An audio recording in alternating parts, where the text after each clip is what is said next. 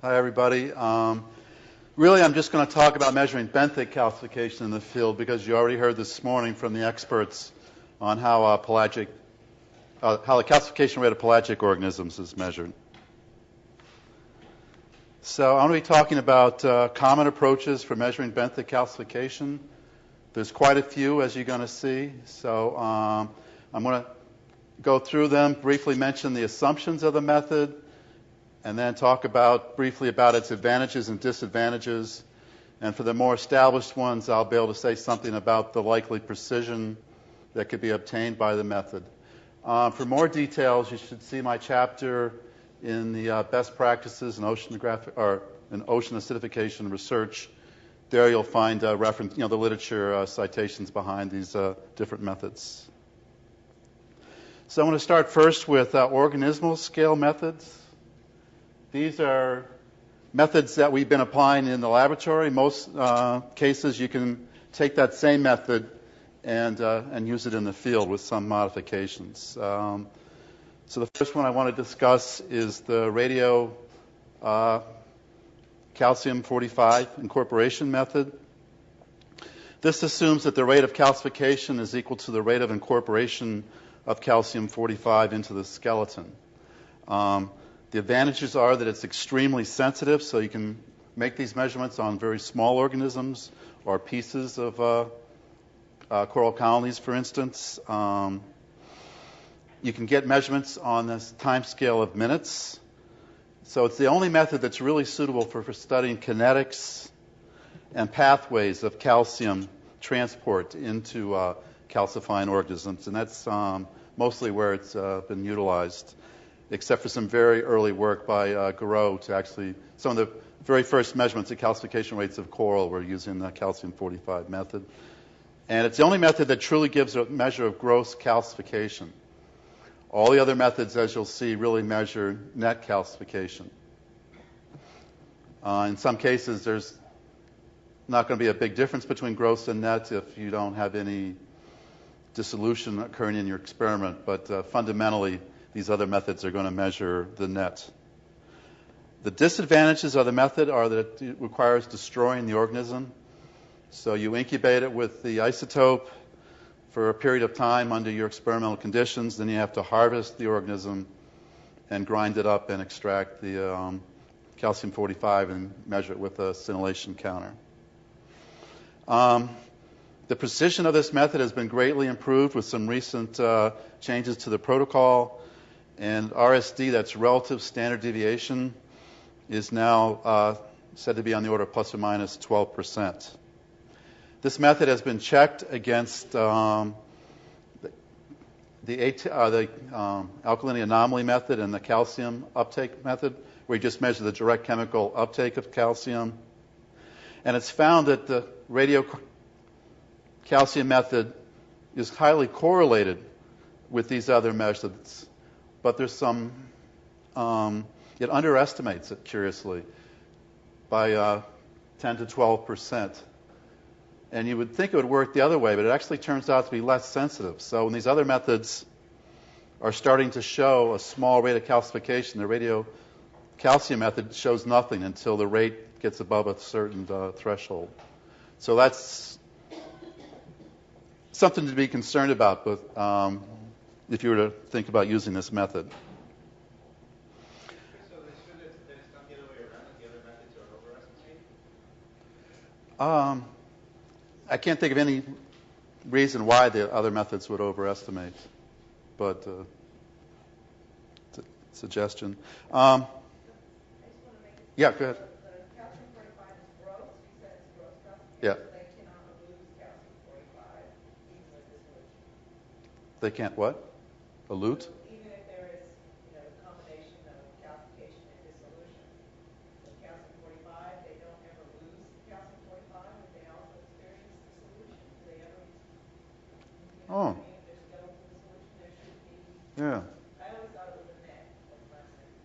So maybe that. Yeah, I think that's a good point. So moving on is the coral density banding technique. This is the only method that's useful for getting historical records of calcification. of an organism or a particular species of coral. And it involves taking a core, drilling a core out of a coral, and then slabbing that and looking, and then making an X-ray image of the skeleton. And you'll see annual density bands, and you can count back and know exactly where you are historically in the record. And from the amount of extension or distance between two annual density bands, you get the extension rate or growth rate of the coral in that year. And then if you measure the density of the skeletal material laid down during that time interval, the product of the two is the calcification rate. So people have used this technique to get historical records of calcification of massive corals. And some of the longest records go back about 300 years. The disadvantages of the technique are that generally individual records are very noisy. And in practice, you have to average many coral records together before you can get a statistically significant record. But still, it's a very exciting technique and the only one that we can use to go back historically and get calcification rates. A really widely used method is the Buoyant weighing method. And this assumes that any increase in the mass of an organism that you weigh over time is due to calcification. And this method's usually applied for looking at calcification on the time scales of a week to longer, even up to 6 months to a year. The advantages of the method are it's very simple. All you need is a balance. It's fast. It's non-destructive. You can take the organism out of the field, briefly weigh it, and then return it to the field without any injury to the organism. And you can handle a lot of replicates. For a lot of experimental designs where you're doing different treatments, this is one of the more practical methods that can handle a lot of replication. The disadvantages are the assumption that the changes in mass are only due to changes in skeleton, because changes in soft tissue mass are assumed not to contribute because they'll have a density similar to that of seawater. But it's not clear how good that assumption is, especially when people are pressing this method to look at even daily rates of change, where the change in mass is just milligrams. I think under those conditions, it's possible that some changes in tissue mass are contributing to the what you would otherwise think might be a calcification rate. The precision quoted for this method ranges anywhere from 10 to 50%, but typically it's on the order of 20 to 25%. The accuracy of this method's unknown because it's yet to be rigorously intercompared with some other methods. So before launching into some big OA-related studies, it's really critical, we hope, that people do some intercomparison studies of this with some of the other methods that I'm going to talk about next. And that is the alkalinity depletion or alkalinity anomaly method. This method assumes that the calcification rate is equal to 1/2 the measured change in alkalinity of the water during your incubation. And if you also measure the dissolved inorganic carbon concentration, you can also get the net community photosynthetic rate of the organism, which is very convenient. The advantages are that this method's been widely used compared with other methods. It's also a non-destructive method, and it's broadly applicable to from small-scale incubations or short time periods up to extremely large mesocosm studies and long experiments that last from days to months. So it's one of the few methods that scales from small to large spatial scale and short to long temporal scale. So it really lends itself to comparing use at the organismal scale all the way up to the community scale, using exactly the same method and assumptions.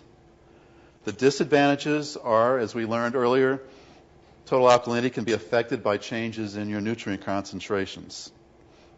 So they can invalidate the assumption that calcification is simply due to 1/2 the change in total alkalinity. Yes? What about organic factors? There's some organic. Yeah. So with dense cultures, we probably need to add organic acids as well. But in a lot of applications, in work in the tropics, for instance, nutrient concentrations are so low, I mean, they're less than a micromole, that they simply can't contribute in any significant way to the change in alkalinity. So these assumptions are robust.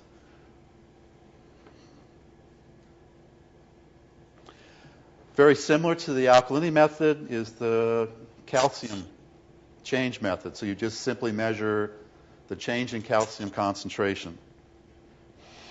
And the advantages are that this is a direct measurement of the process of interest.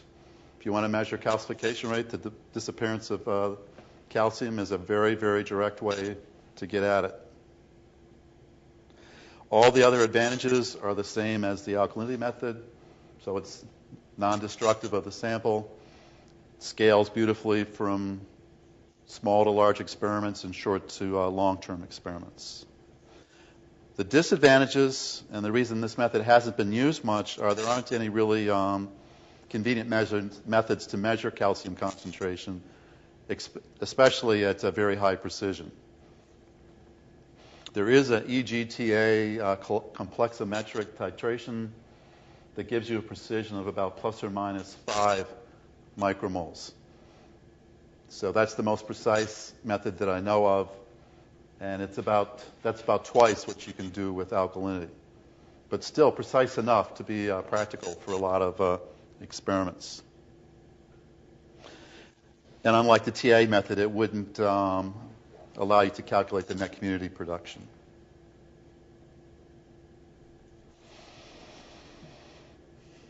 So I thought at this point I'd show you, for all these experiments with calcium or changes in alkalinity, these are some of the chambers that are being used for in situ experiments. So on the left is a small chamber. This is just a 2-liter incubation where you can go down and collect a small piece of coral or a piece of coral and algae, and even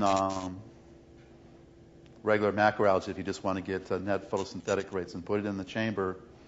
And then divers go down and hook up syringes to this tubing, and you can withdraw water samples at the beginning and end of your incubation. And from the change, get the calcification rate or photosynthetic rate of the organism. So as you withdraw water samples, the jar slides down over this seal, so you don't introduce any ambient water from your chambers as you're subsampling it. So that's an example of what you might do on a small scale. On the right is Kim Yates' SHARQ enclosure. So this is a very large tent enclosure that can be put over a substantial piece of your seafloor community. So this is about, I think, several meters in length and a couple meters high, and the incubated volume here is 10 cubic meters of seawater. In both of these enclosures, you can add acid or acid and bicarbonate and manipulate the carbonate chemistry. So you can do OA experiments on in situ organisms or communities. So problems with these methods, all organisms-based studies face the problem of what's to normalize the rate of calcification against. So this really becomes the rate-limiting step. We can measure the change in alkalinity or calcium very precisely, but because your organisms typically vary in size, maybe by a factor of 2 or 3, you're faced with this very difficult problem of how are you going to normalize your rates or express the basis on which you want to express your rates. And in the past, people have used organism mass, surface area, and for a coral, you would try to estimate just the surface area that's actually covered by live tissue, or protein. But none of these have been shown to be all that great. In that if you look at the difference between calcification rate of 2 identical organisms of different size, apply these normalizing factors, your rates can still vary by 20 to 50%.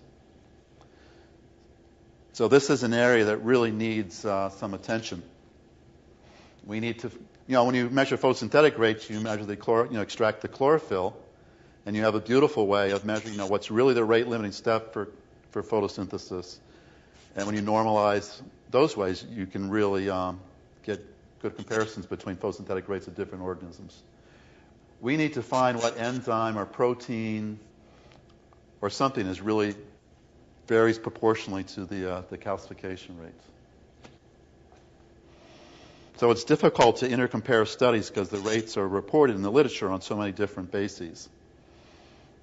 So we need to address this issue, and then people need to start using the same methods across their studies.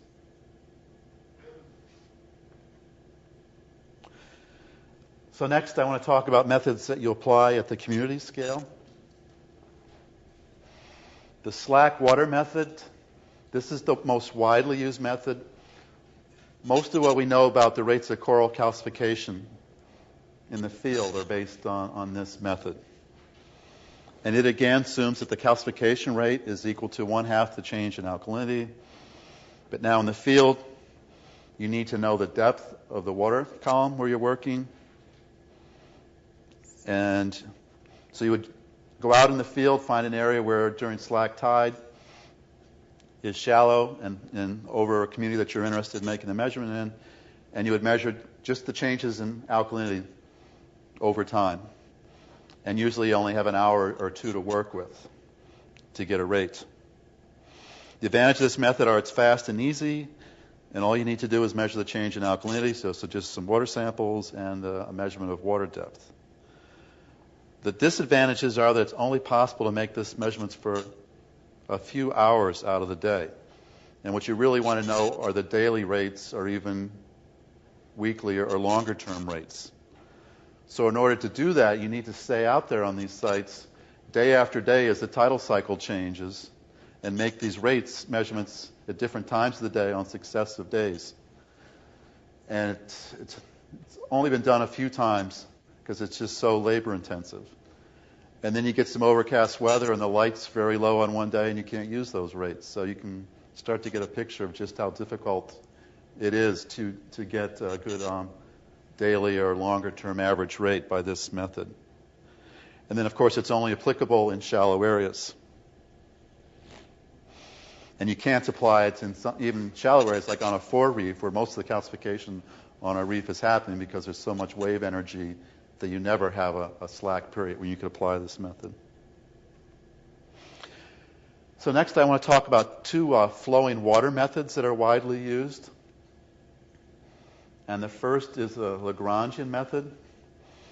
So what you do, you would put a drogue or drifter in the water, and you would follow that as it drifted across a reef or community, shallow water community of interest, measuring the change in alkalinity over time as this drift right alongside the drifter as it drifts over your study site.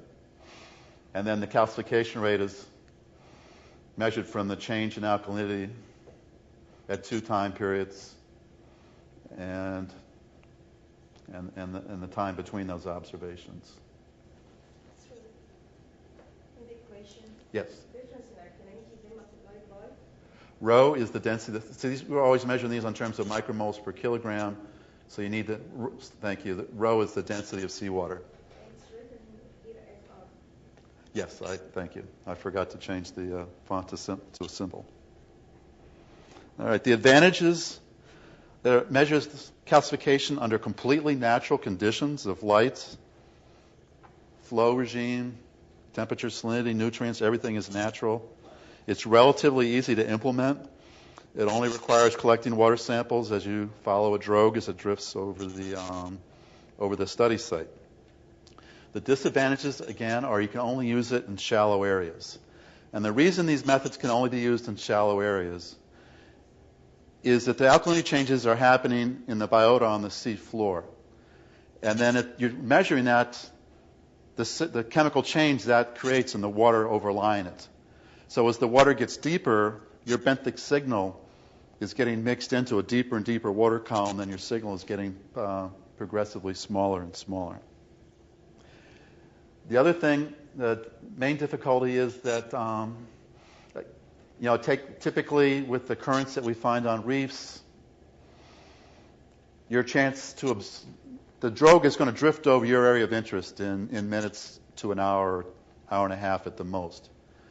So then to get daily rates, you got to go back and reset the drifter and do this over and over again many times over the course of the day until you can create a composite curve. And then all that has to happen is the currents or the wind needs to shift a little bit, and your drogue's going to drift over at a different angle across the reef and go over a different part of the biota underneath, and you're going to get different rates that you're not going to be able to directly compare. So again, to apply this method, you really have to stay on site for 10 days to 2 weeks just to get one good number. The Eulerian method is another flowing water method. And here it takes some pre-knowledge of the currents in your area. So you need to know the currents first, and then you would pick a location. You would pick 2 stations, an upstream location, upstream of where you want to, of this system that you're interested in measuring, and then downstream. And then you need to simultaneously collect an alkalinity sample at those 2 locations.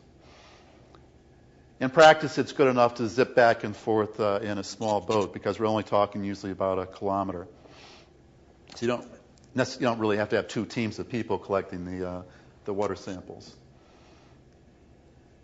And then again, the calcification rate is from the change in alkalinity between the upstream and downstream measurements. And again, you need to know the water depth, the density of the water, and now we need to know U, which is the current velocity. So you also need now a current meter to measure the currents. So this is becoming a little more intensive in terms of the amount of equipment that you need to take out with you to make the measurements. Then L is the distance, physical distance between your upstream and downstream locations. So the advantages, like the Lagrangian method, is that it measures calcification under completely natural conditions. This method has greater potential for automation than the Lagrangian technique, where even if you had a way of automatically collecting water samples and measuring alkalinity as the drifter goes across the reef, you still have to physically go back and reset the drifter upstream of your location many times. With this, you could set up 2 moorings with a current meter and either sensors that measure the change in chemistry or automated water samplers to grab your samples. And then you'd have a chance of being able to collect the alkalinity data you need to construct a daily or several daily long estimate of calcification. I was just wondering, do people ever combine this with the Lagrangian and try and do the 2 at the same time? No. You certainly could. That'd be a pretty, you need like 2 teams of people. Right. I'll show some examples where we compare one or the other against other methods, but I can't actually think of 2 comparisons of that particular pair. The disadvantages, again, are it's only applicable to shallow water systems, just 5 to 10 meters maximum, probably. And here you have to be also in a location where the current direction is quite predictable.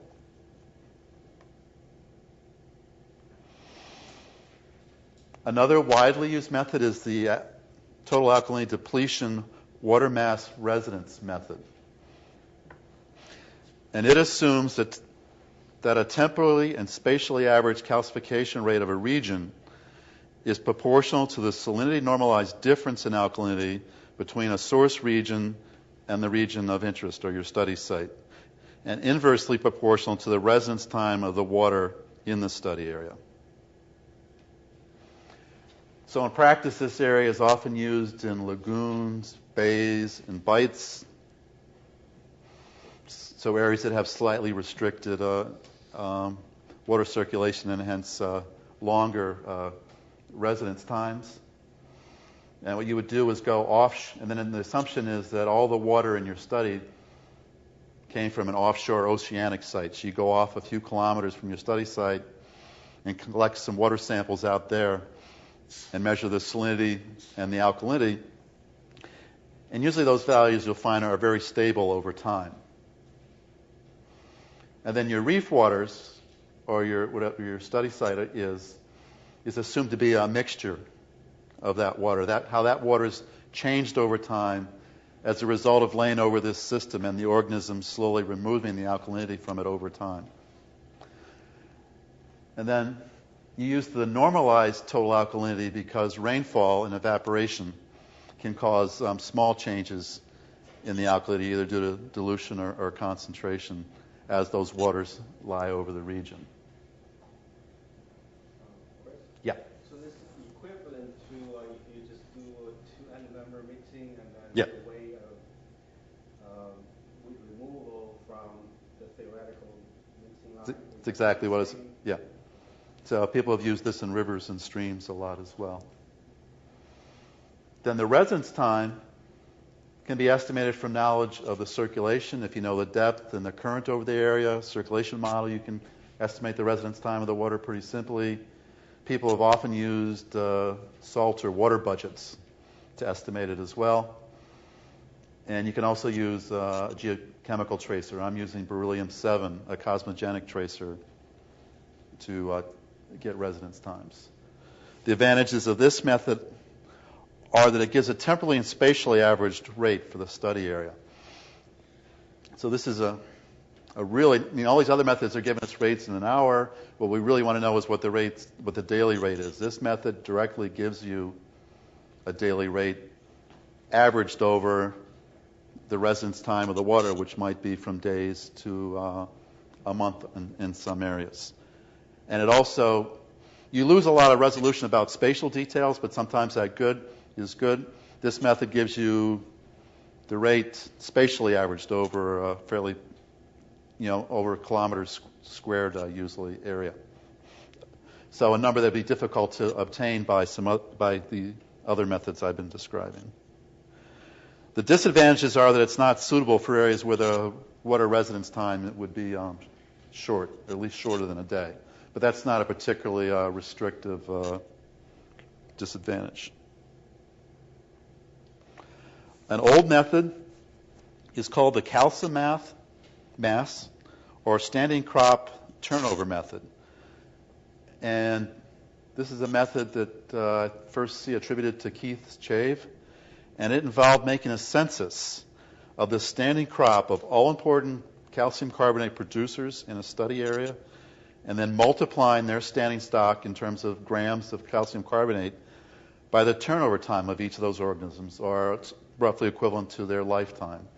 So it's kind of a crude method, but it provides a way to validate some of the other methods based on water chemistry.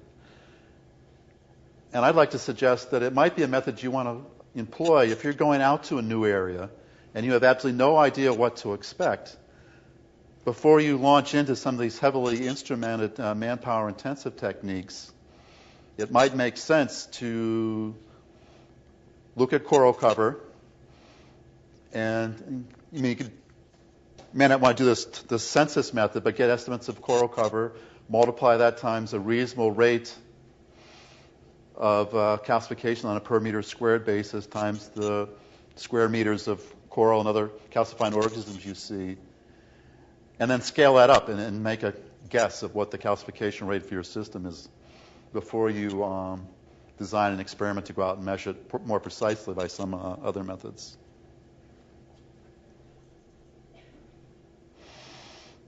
So these are all methods that have been used in the literature, that have been used for the last 20 or 30 years.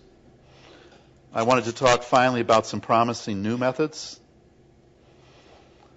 And the first is a control volume method. So this is a method where you would go out and put 3 or 4 moorings that would enclose a volume of water. And each of these moorings would carry an 8 ECP, so it would measure the currents from the bottom to the surface, and you would need a chemical sensor. So together, from the currents and the chemical sensor, you can get the flux of that chemical across each of the faces of the control volume. And from that information, you can then solve for what I call J-bio here, which is the flux of the particular biologically active material that you're able to sense with your sensors. So the sensors would measure the local changes in the material, and the only one we can really do this with right now is oxygen. It's the only high-speed, stable chemical sensor that's available. You subtract all the advective terms across all the faces of your control volume. And then since you have an open top and oxygen exchanges with the atmosphere, you need to measure wind speed and estimate the amount of oxygen gained or lost across the air-sea interface. And what you're left up with is this J-bio term. In this case would be the net oxygen productivity of the community underlying this control volume. This method's been used in Kaneohe Bay and I think in Heron Island, or they're setting up to do it in Heron Island as well.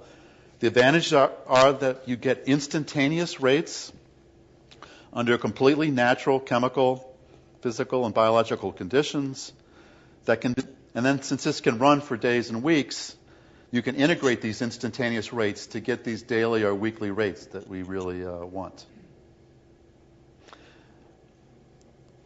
The disadvantages are that we can only do this with oxygen at present. So we can only get photosynthetic rates or net production rates. It's still limited to shallow areas because it has the same constraint that as the system gets deeper, the signal that you're trying to measure gets smaller and smaller. And it requires a tremendous amount of expensive equipment. So it's a lot of work. And until we can get some carbon measuring sensors, we can't use this method to get calcification rates.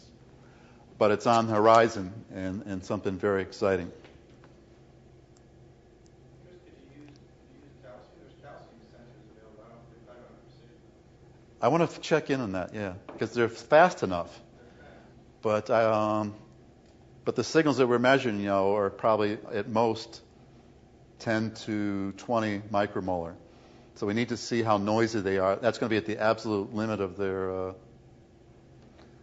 But people use them to measure calcification rates of coral in a beaker. You can measure gradients. So I think that might be possible.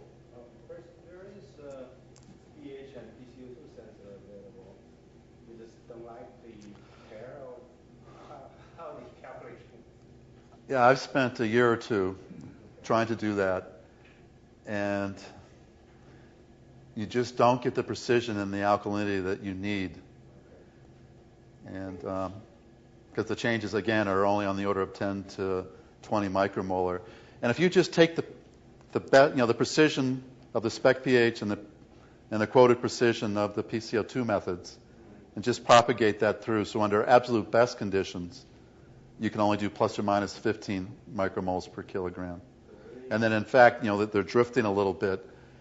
So when I calculate total alkalinity from those pairs, often I get an amplitude of alkalinity that's 100 micromoles between dawn and dusk. And when I know by direct measurements, it's only 10 to 15. So, yeah. Mm-hmm. So the other exciting new method I want to talk to you about is boundary layer methods.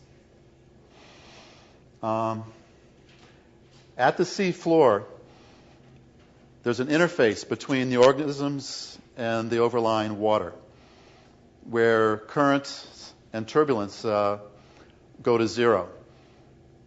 And this boundary layer, or in this boundary layer, chemical concentration gradients develop that are large enough that we can measure. And then from using turbulence theory, we can actually calculate fluxes from those gradients. And as I'm going to show you, you get some very nice rate measurements, flux measurements, by capitalizing on these gradients.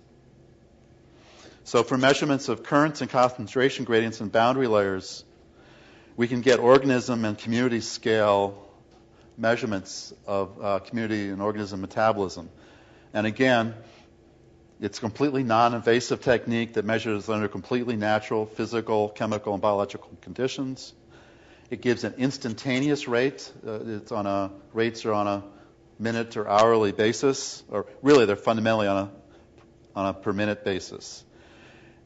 And this measurement can be done on communities at any depth, because though you're not measuring the changes in the bulk water overlying the community, you're only measuring it right at the interface of the organism. So we could even do this on deep sea coral communities, conceivably. It's not calcification that you're measuring, just methodology. I'm going to discuss my ideas as to how to bridge this to calcification. Yeah. So for gradients, you have to use eddy diffusion, right? No. No? That's how it's been done in the past. What I'm talking about is gradients.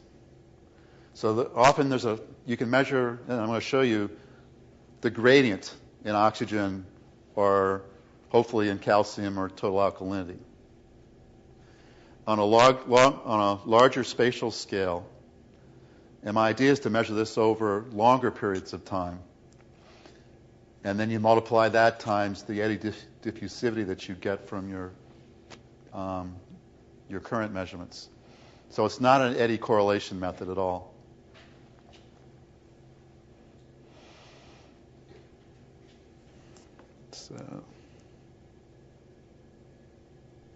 So this is what the instrumentation that we've been working with looks like. It's a simple tripod made out of PVC pipe. And we have two current meters. This is a MAV. And then we have an ADV, or acoustic Doppler velocimeter current meter here.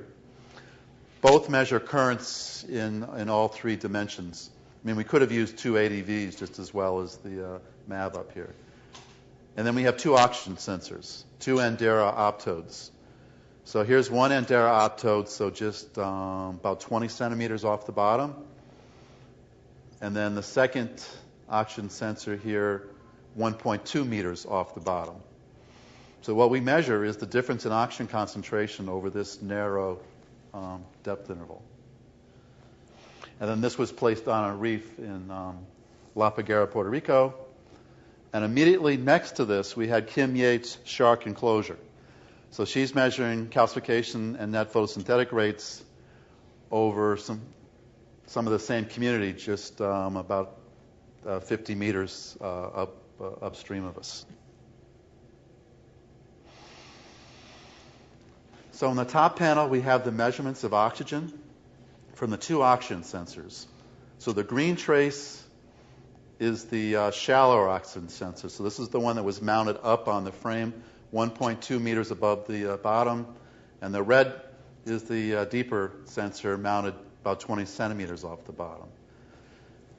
So you can see that during the day, oxygen concentration in the water column is increasing, but what we focus on is the gradient. So as we approach noon here, you see that the oxygen concentration closer to the bottom, closer to the corals, is slightly higher than the oxygen concentration a little higher in the water column. So what that tells you is that the coral and the seafloor is evolving oxygen, and there's a flux or a gradient directed upwards into the water column. Conversely, as you move into the night, the gradient reverses. And now you can see that there's an oxygen flux directed into the seafloor as the corals and the other biota consume oxygen. The center panel is the PAR, the photosynthetically available radiation measured at a nearby buoy. And on the bottom is the actual net photosynthetic rate. So the black trace is measured from the oxygen concentration gradient, and these blue points are measured in Kim Yates's SHARQ enclosure. So just the total oxygen concentration changed in her 10 cubic meters of water that was trapped inside the enclosure. So you can see that there's a beautiful agreement between the two measurements, at least over the periods when we have the two overlapping.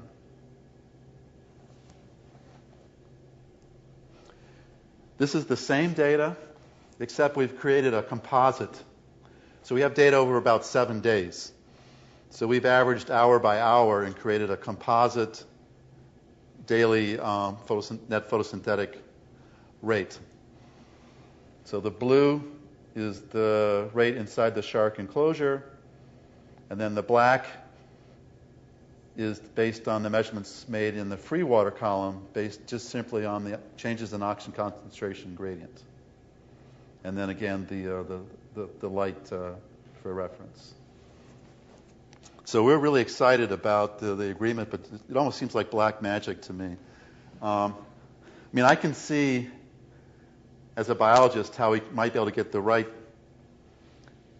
changes, but to get the absolute rate, that means that we're getting the eddy diffusivity correct as well, just from changes in the drag of current between those two different current sensors. So this is, as you saw, is a really simple device. We take it out on the reef on just like a 15-foot skiff. One or two people put it over the side. We weight it down with cinder blocks, and you can go away for several days. And it collects, a nice time series of really high temporal resolution rates. So right now we can only do this for oxygen.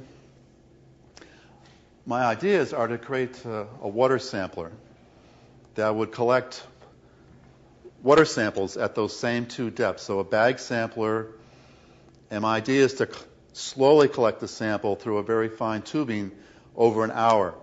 So once an hour I get a set of water samples that have been collected over an hour. So they would temporally average out a lot of the noise and variability that might be in the gradient.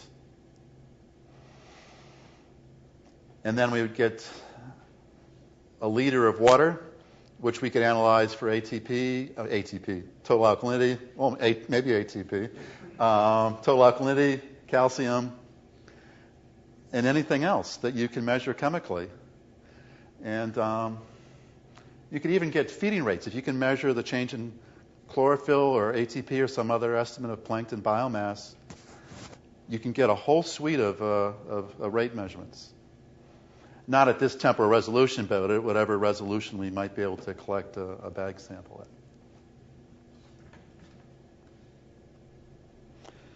So we need improvements in our field methods. The ones that are available in our toolkit today just make it too difficult to get daily and seasonal and annual rates are just not possible. We don't know what they are in essentially any environment. But because daily, seasonal, and annual variability is so much larger than the climate signal that we were trying to detect and the ocean acidification signal, we're not going to be able to tackle that problem in the field setting until we can obtain fairly high precision annual rates like they have it done at Hotz and Batts in terms of chemistry. And then we're probably going to have to do that for 10 years before we'll have a chance of seeing a change in these rates that might track changes in chemistry or temperature. So ideally we need sensors to measure total alkalinity and DIC, and we need them to have a precision and accuracy on the order of between plus or minus 2 and 4 micromoles per kilogram. And a calcium sensor of similar capability would be fantastic as well. Thank you.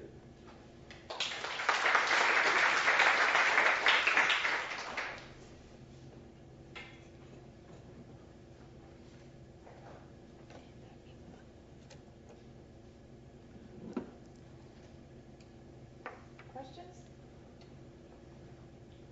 So, Chris, would it be possible then to kind of set up in the field a set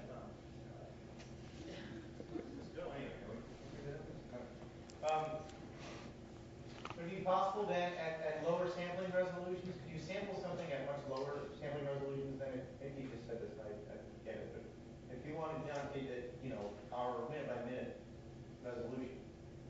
rate, if I wanted to get like daily estimates of calcification per reef, could I set up something with much lower sampling resolution? Because I know with those oxygen probes that we put out there, they were very, very fast. With this great boundary layer method? Yeah. Is that possible? I mean, if you sampled stuff, so if you took sort of an integrated sample, you know, every hour, and you did that through several days, you'd be able to derive a much lower. Sure. I mean, ideally, you'd want to collect a high-resolution sample first, and then subsample that and see how crude you could go and still faithfully reconstruct a daily rate. I mean, you might be able to get rates every 4 hours and reconstruct it, but you wouldn't have any confidence in that until you did the other first. But yeah, theoretically. Because I'm just thinking, as we look towards trying to develop, you know, these long-term coral reef conservation systems, they want to have that's what I'm trying to work on. I think I need to completely rethink how we're approaching that. I think it's going to be a way to autonomously do this. But we're talking using gas exchange. And this would, right now, could give us the photosynthetic rate that we need to, you know, to correct. So we could couple this up with the MAP CO2 buoy and maybe stick with that approach. Andreas?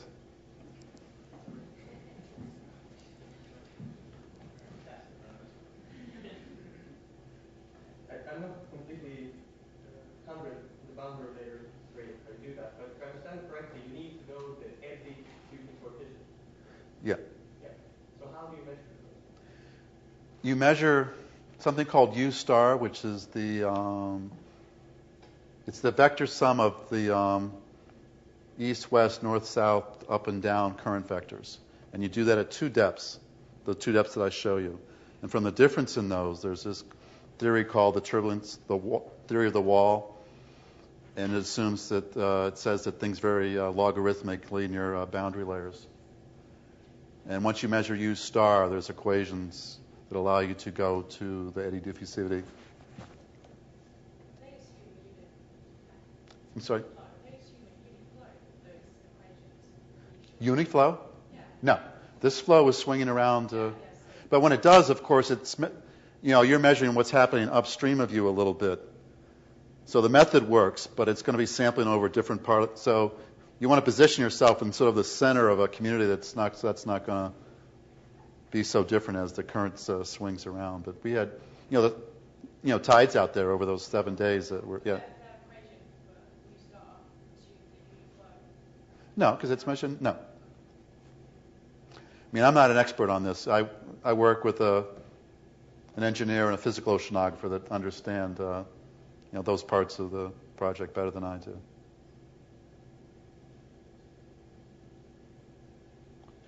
I think it's a great overview of all the different things, and particularly the challenges. The one thing that, and that you and I talked about this, but that could confound the issue is because these are, particularly on coral reefs where you have a lot of pore water, and some of these reefs are fairly porous, and they contribute total alkalinity, can totally screw up any of these methods that try to compute community metabolism. Yeah. Well, you're saying you would measure the dissolution as well, right?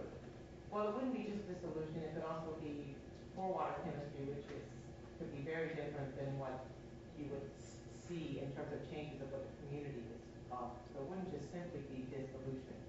To be basically a source of water that has been within the reef. Many reefs are very porous, like you said, and very different chemistry. Any way you could think about dealing with that? I always think that's part of the equation. One of the toughest. I know the SHARQ enclosures didn't show that was a big deal. It says the show was probably a big deal. But on the Great Barrier Reef, they've got fresh water flowing out into the reefs. right. So there's some really interesting things on other reefs, atolls, Mm-hmm. It would be hard to get any of these measures. The residence time one, any of those. You thought about that in the field at all, or has anybody thought about it? Well, I haven't, but This is probably not the specification, but when we define the mixing, sometimes we have to deal with more than two element members. So it seems to me, if you have a forward comes in, this is going to be the third element. You have seawater, you have your coral reef coming up some alkalinity, and then you have this forward or freshwater, Right. whatever the third. Mathematically, there's a way to, if you measure three of them, there is a mathematical way you can actually get Right. individual terms, and then that can you can actually correct to whatever you want to. right. I remember now at the OCB meeting here in August, I met someone that was measuring groundwater inputs on reefs using some isotope method. I can't remember what he was using. But that uranium or something, it's released into the groundwaters that he was using to quantify it. So I guess that would be an approach. Well, the other thing, too, is over the time period that most of these are, in some fashion, an anomaly. You're looking at a change, relative change. And if that third end member or whatever coming in was steady state over that period, it wouldn't reflect the result.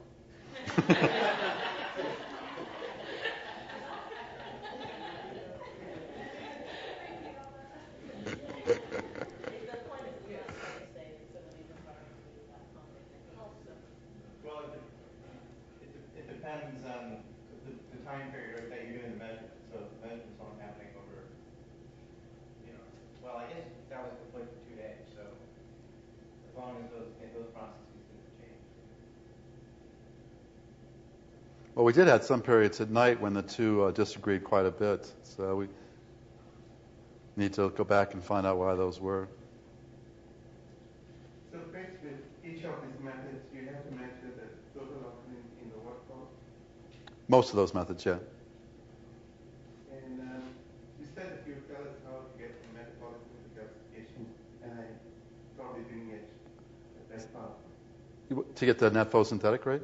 No, from photosynthetic rates to gasification rate.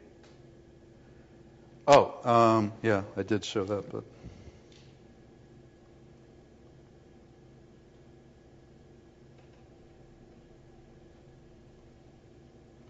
so right here, the net photosynthetic rate is the total dissolved inorganic carbon change minus 1/2 the change in alkalinity.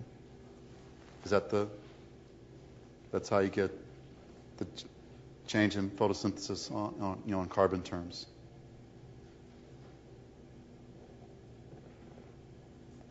That's not what you're asking, or?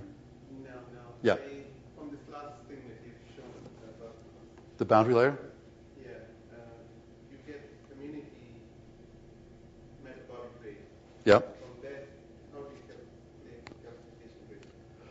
Oh, you would measure the gradient in alkalinity with this water sampler. Yeah.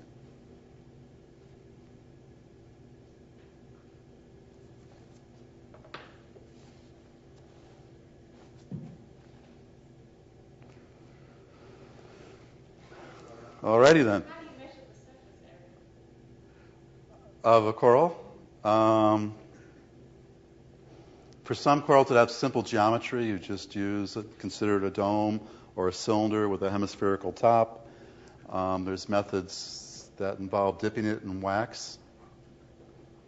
Can you use some kind of displacement volume? Well, all that gives you is, that all it gives you is displacement volume. It wouldn't give you, I don't know how to get from that to surface area.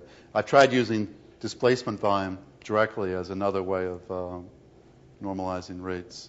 And then there's a foil method where you laboriously take tin foil and fold it over the coral without any overlap and then weigh the amount of foil that it took you to do that job. Have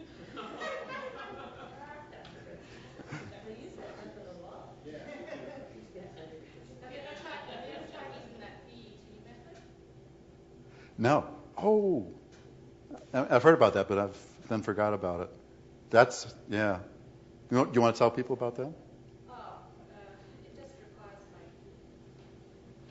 It's a gas absorption method. I've never used it, but I've just heard about it. It's basically a gas method where you put the sample in and pump out put it into a vacuum and then pump in the gas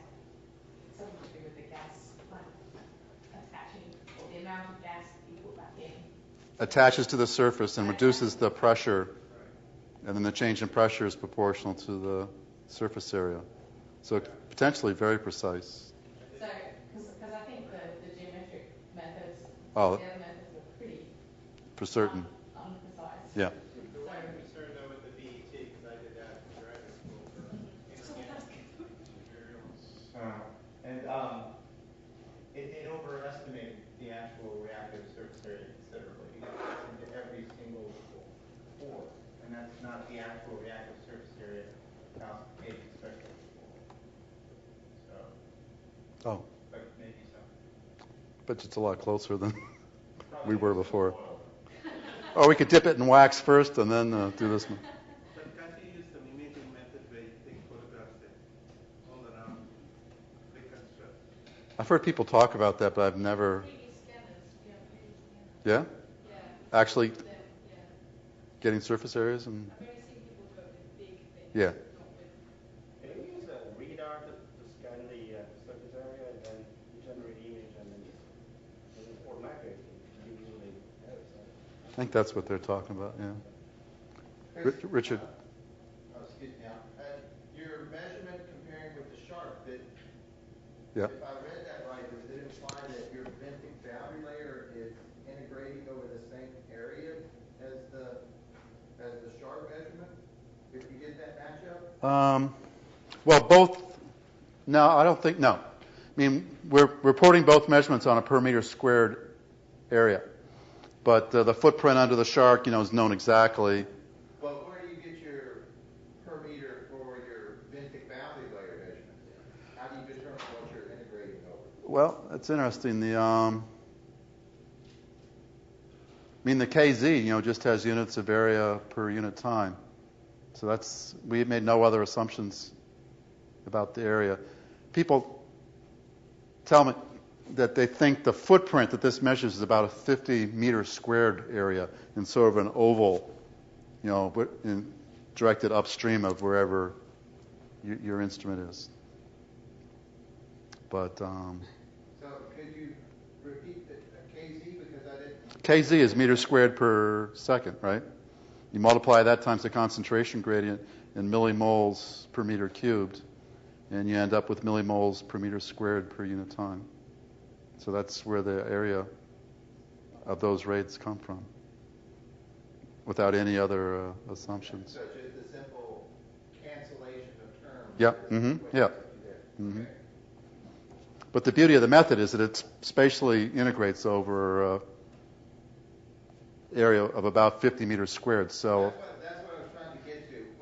but they do that very, very theoretically. There's a paper that I could Okay. that does that calculation in LNO. I think it's surprising that you would have the same instituting going on in the SHARQ chamber that you would have outside. No, No? I'm sure it's totally different. Yeah. There's no assumption it's the same. No, but it's not so. I mean, You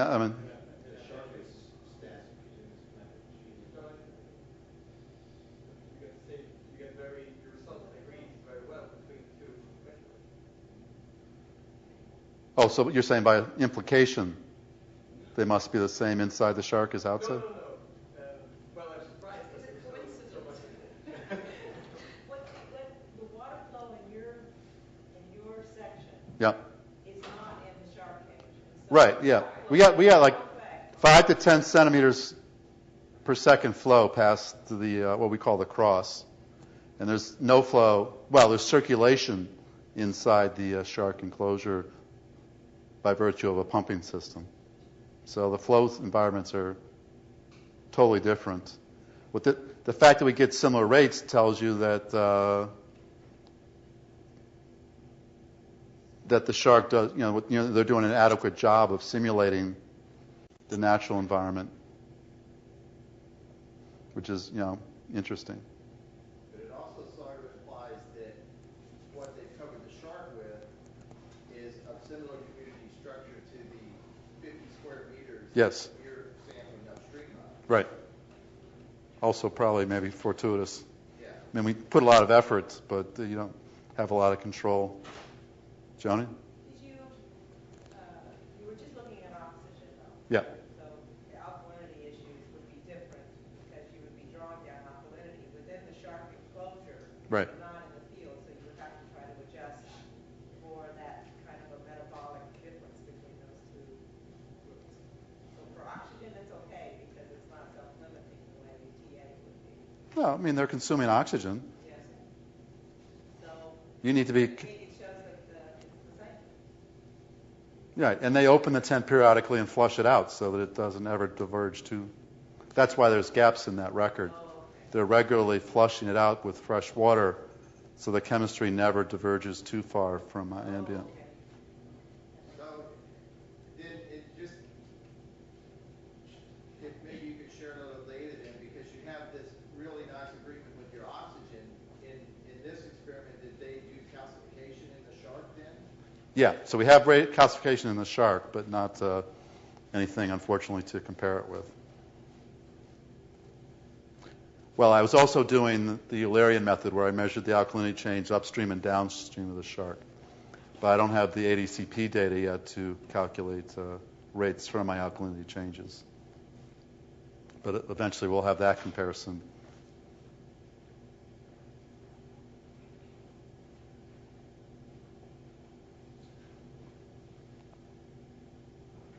All right?